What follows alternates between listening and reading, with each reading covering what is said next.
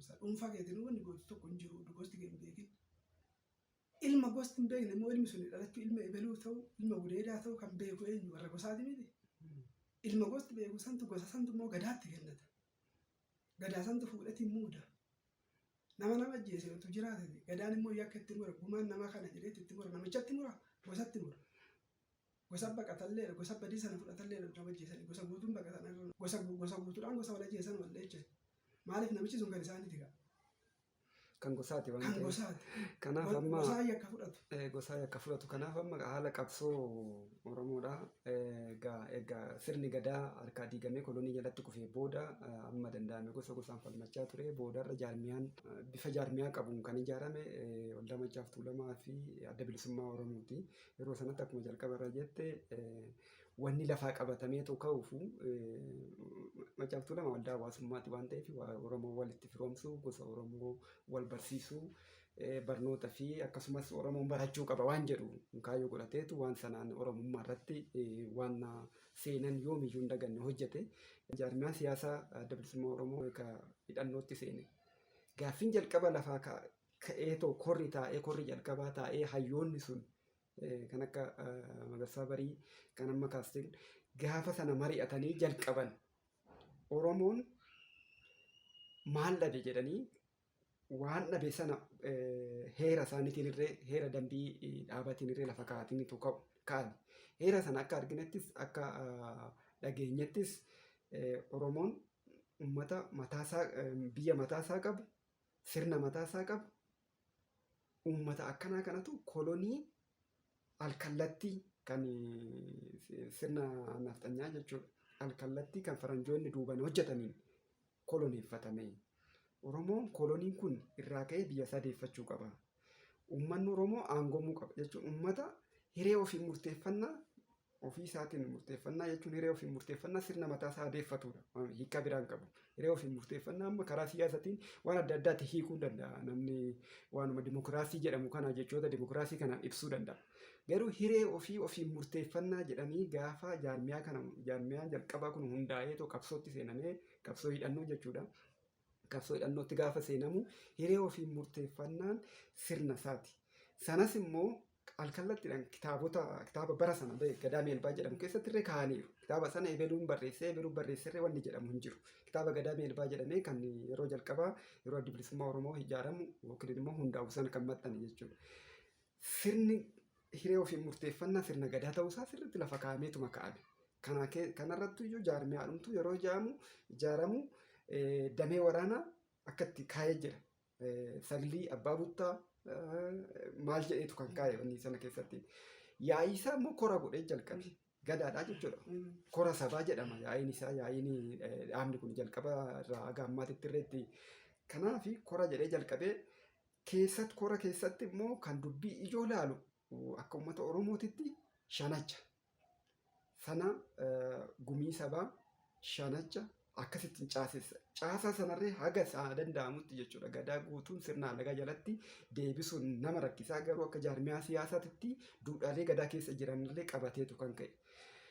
Har'a waa'ee sana namni amma shanee jedhameetu itti naarrasa. Shaneen sunuyyuu amma namoonni nama hiikuu dhabamaa jira.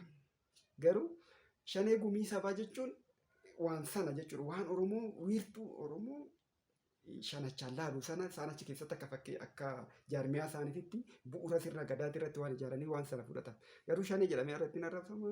Gumii sabaa oduu jettee Oromoon har'a sabboonadha jedhee miidiyaa irratti waan beekamu gumii sabaa yookiin immoo korri sabaa maal oduu jetteeni hiika gaarii amma ni jedhu. Korri sabaa sirna gadaati. Kora taa'atoo ture. Odaana beetii fi iddoo koraatitti taa'atoo turedha. Sana ka'umsa godhatanii jalqaban. Har'a wantoonni sun hundiyyuu hiikan isaaniitu hanga wallaalamuutitti dhaloonni amma waan dhaga'aa jiruu fi waan miidiyaan dubbatamaa jiru garuu waan sanarraatiin adda. Waan akka amma kaastee waan gaaffii wanti xiqqaa Finfinnee kan keenya afaan Oromoo afaan Finfinnee keessaan haa ta'u wanta akkasiitirratti diinni waan akkasii nu godheera balaaleffannoo waan akkasii kana mormuu qeequu kun sirrachuu qaba kun seeratti nu dhiyaachuu qaba kun immoo mana hidhaatii nu bahuu qaba ebeluun nu bahuu qaba ebeluun immoo waan akkasiiti waa'ee namaatitti jechuudha waa'ee sabaa kana waa'ee namni miidhama nama dhuunfaatii fi garee muraasa waan akkasiitti wal qabsiisanii akka gaaffii ijootitti kaasanii yeroo guutuu irratti miidiyaadhaan dabarsuutu jira. Kanaaf mee waan kana dhaloonni amma jiru kun jechuudha adeemsa jalqabaa sana akka sirriitti hubatuu fi nuti warri haga tokko hubanne adeemsa kaayyoo jalqabaa akeeka jalqabaa sana hubanne jennee yaadnu dhaloonni amma jiru kun waan hin hubanne baay'eetu jira waan ta'eef waanuma amma dubbatamaa jiru dhagaas jiras waan ta'eef mee dhalootaaf akkamittiin wanta kana ka'umsi isaa kana ture amma immoo akka kana taane kanatti sirrachuu qaba garuu kan jennu wanna jettoo jiraata.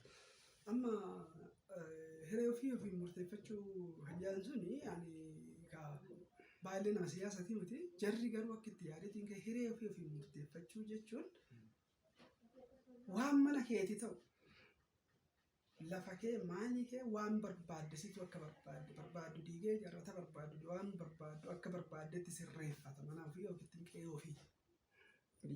Biyyas ta'e maalis ta'e hoo gabaabsanii ilaalle akka mana ofiitti hoo biyyas ta'e Oromootuutti waan biyya isaa tolfata duris kanuma malkaa isaa isheetti tolfata tulluu isaa isa gabbarata waan hunda isaa isatu tolfata.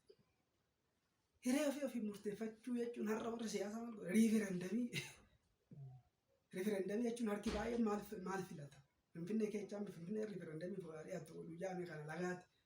Maaliif biyyi kun duraan isaan dhufeetiin qabateetiin irra qubateetiin taa'e uummata Oromoo keessaa qalanii keessaa balleessanii har'a yoo akkasitti jiru har'a Finfinnee dhiisii Wallaggaa yoo riiferendamii odoo yaameeti Wallagga gubatee dhume badee dhume keessa warri biraa qubachuu danda'a riiferendamii Wallagga yaadii haa ta'u jaanii Wallaggoo kan hunbaa taatee jecha riiferendamii hiree fi murteeffannaa sun amma riiferendamiitti yoo fayyadamu ta'e akkaataa amma jiru kana maaliif gaaffii guddaa san gara gaaffii xiqqishuutti gadi deebisanii waan ta'eef. Hiree ofii murteeffachuu jechuun waan abbaa waan barbaade akka barbaade waan isaa akka barbaade akka gochuuti jechaadha akka jarri sun keessatti. Kora sabaa kajaaniitiin ta'anii kora jechuun itti maaliin mataasa Oromoon gadaan kora jechuun warri hangafaa warri odaa nabee kora bula. Keessatti koraa maaram jaasuma tulluu caffee dongoraatitti jechaadha har'ayyuu kora jedhama. Gadaan kora ta'a. Koraa maaram jedhanii. Koraa maaram jedhanii as kinu galaanitti koraa maaramii jedhanii maaramii irratti bakka dalluu duraadha Oromoo itti buute. Bakka muuda warri muuda jalqaba warri marii galaanii achi ture. Achirratti koraa maaramii jedhanii har'a achi dura dhaabate. Kora jechuun bakka Oromoon hundi itti walga'iitiin taa'u wanni gadaan tokko gadaan tokkichi bugeessi tokko bara gadaa isaatti marii itti godaana. Shanacha jechuun immoo baate irratti yookiin qixxee irratti gadaa shanan iyyuu barcuma tokko qaba. Gadaan dabartes walaannaa qadaaduudhaan barcuma gadaan hundiyyuu barcuma tokko qaba. Gadaan bara sana langee qabu barcuma 5 qaba. Gadaan afran hafan immoo barcuma tokko qaba. Walitti 9 hin ta'u 9 ta'anii ta'an garuu barcumni kan lakkaa'amu barcuma 5. Gadaa guutuu san just akka maal jechuudha paarlaamaa jechaadha. Gadaa shanan santu nama tokko irrattis murteessuuf haa ta'uuti waan hunda haa ta'uuti maaliif tokkicha qofaa murteessu qaba. Hoo murteessaa langeen tokkicha walaannaa qaba. Kam keessatti? Walaannaan isaatis isaan mormisuun qaba kan isa deeggaruun qaba. Walaannaa 2 qaba qadadduu 2 qaba. Isatu jira. Shanacha santu waa muree murteessaa jecha barcuma shananii sana fa shanacha jechuudha. Hoo moggaasan soonni namallee hoo moggaasan barcumni 5 jiraachuu qaba. Waraanni 5 jiraachuu qaba. Yoo nama moggaasanii jechaadha. Moggaasaa dhumarratti. Wanta Oromoon godhu keessattuun alangee 5 jiraachuu qaba. Barcumni 5 jiraachuu qaba. Waraanni 5 jiraachuu qaba. Shanasantu waan murteessaa jechaadha. Maal jecha paarlaamaa jechaadha. Shanacha jechuun har'a 5 jedhaniitti biyya arrabsasuni warra murtii Oromoo kanaa waan kennuu murteessuu danda'u jechaadha. Waan gadaa 5 murteessite jechaadha. 5 sana jechaadha warri qaama shanacha waraanaa qofa jiran natti fakkaata. Sharanni barcuma 5 jiru alangee 5 hin jirtu. Warra madadee maaliin 5 kana keessa laal barcumni 5 jira. Waraanni 5 jira. Alangee 5 jirti. Yeroo moggaasatis haa ta'u yeroo maaliitis haa ta'u yeroo tumaatis haa ta'u. Kana 5 jechuudha. Malee har'a gaddeebi'ee inni tuyyuu maqaa arrabaa ta'e. Kora sabaa yoo maqaa arrabaa ta'e. Maaliin warroonni gaaffii xixiqqoo kana kaasan loogoon Oromoo maaf kana ta'e afaan oromoo maaf akkas ta'e maaliif wanta xixiqqaa kana gaafa wanna gurguddaa sana akka irraaffannu wanna gurguddaa sana akka irraafatamu wanti xixiqqaan kun qaba. Akkamitti otuu waan sana gaafachuu baattee waanumti jalqaba kaa'ameef sun akka Eertiraan itti biyya ishii bilisoomsatti, akka Hindiin biyya ishii itti bilisoomsatti, akka biyyi biraa biyya ishii itti bilisoomsatti. Kaffalmannuuf biyya namni biyya hin qabne bakka taa'eessa qabaatee afaan isaa dubbataa. Namni biyya hin qabne akkamitti waan horii akkamitti waan diinagdee akkamitti maalirratti diina keessatti akkamitti horaa fi waa'ee diinagdee imaammata diinagdee dubbataa.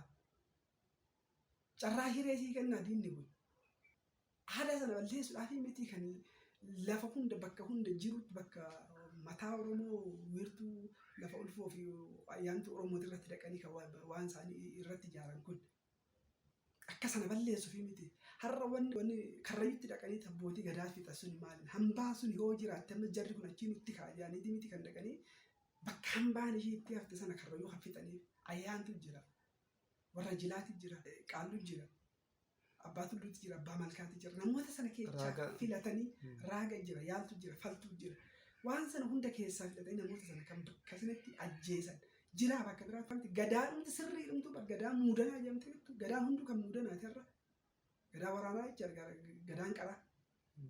Warri sirrii jireechi gadaa sirrii qulqulluu qabatee hin jiru uummata karrayyuu sana.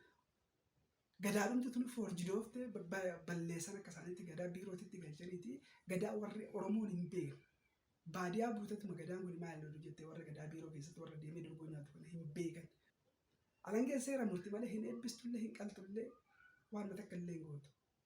Seera kan immoo namni yoo wallolee dubbii gumaa yookaan rakkoo waa'ee seeraa gaafatee eebbafillee alangeen itti dhiyaatu waan nuti alangeen itti barbaadantu waa'ee gumaatiif waa'ee araara keessa hin waltu seera muruu qofa.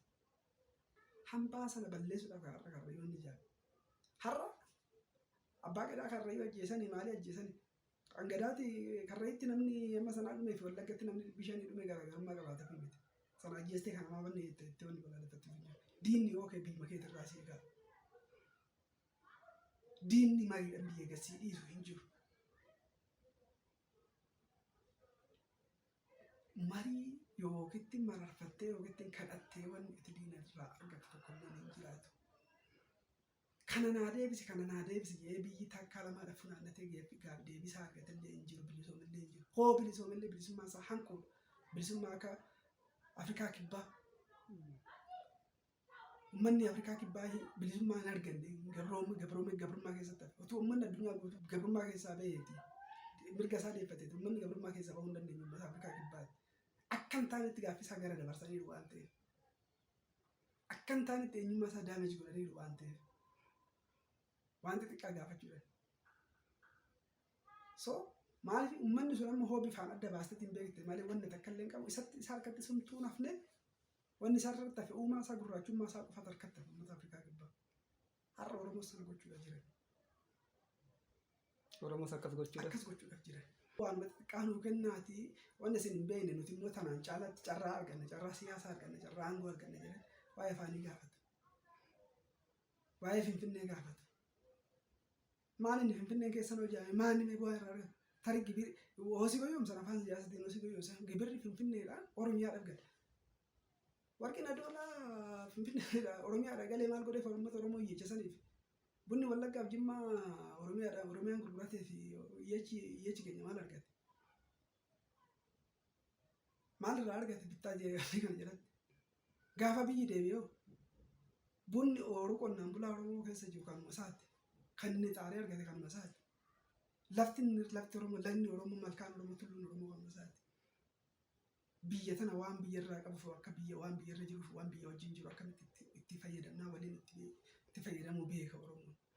Kana dhiisiti hafuura fi wanni ofiitii gamma ofiitii walii beeka. Akkan duratti jedhisan hunduuyyuu bakka tokko jirratti Oromoon guutuu ta'uu hin dandeessu. Hawaasa macca keechaa ka'ee to'ituu keessatti dhaabbatu. Akkamitti hallaga hawaasan akka itti tolfatu hin beeka Oromoon. Tulluun Fantaallee hoo hin jiraanne. Tulluu Fantaallee hoo hin jiraanne.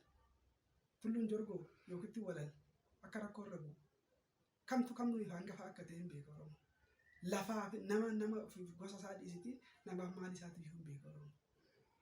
Silaa kun ta'uu baate bakka eebbaa wal gahuutti bari silxaana fi maayidhaan waamee waliin eebbisu. Ebeloota eebbisi yaani gosti Oromoo eebba keessaa hafuun jira.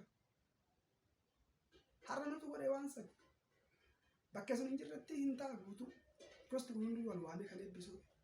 Kaachirratti wal mormu jira. Kaachirratti ati gamma qabdu yaani keessa dhoomu hin jira. Beeka filatameeti yookaan nama baraate yookiin nama tamaare ijaanii filataniiti.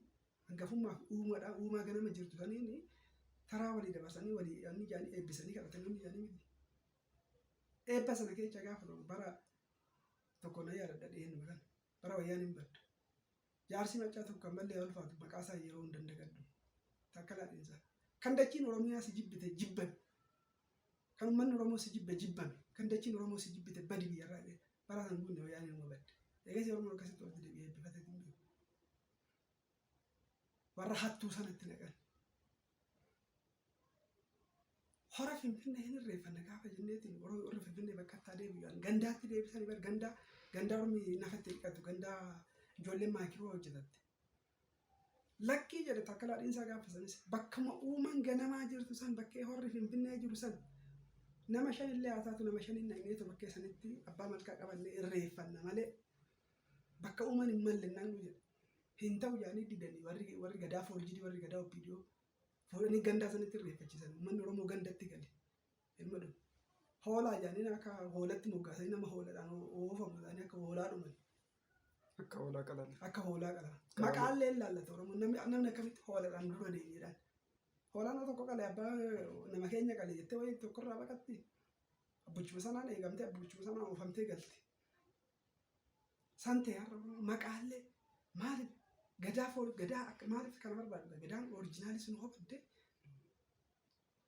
nama gumaa keenyaatu nama gumaa si ajjeese wajjin nyaatu isitti maqaa gaafuma si moggaasu bakka si fidu maqaa iyyuu ilaallata gosa kamarraa akka jirti